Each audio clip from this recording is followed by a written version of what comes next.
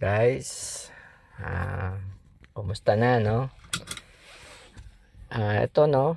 First PMS, ito yung nahantay nung iba. Malaman lang kung magkano ang inabot na itong Changan Nivo Q05 sa PMS. No? Galing ako sa Pasig. Nakuha ko na yung original ORCR. Then, yung plate number dumating in 2 months time. Dumating siya. So, nagpa-PMS tayo ng first PMS. Ang range ko kanina is 4,989 in 2 months. So, ngayon ay nakauwi na ako. Galing Pasig is 5,012 from Paranaque, no? Ito guys, ang binayaran natin. 4,106. Ang pinalitan dito ay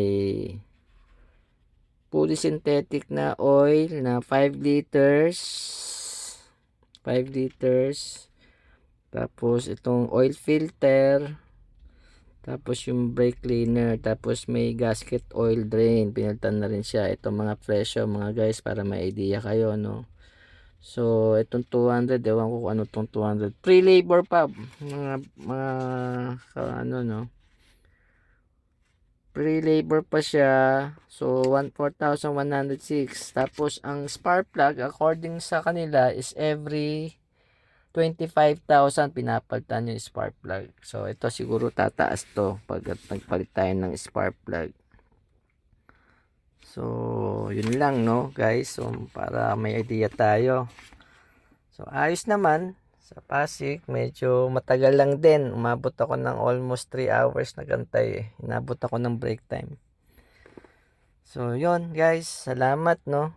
So, at least meron na tayong idea sa PMS. Hindi masama. Not bad. 4,000, 1,006.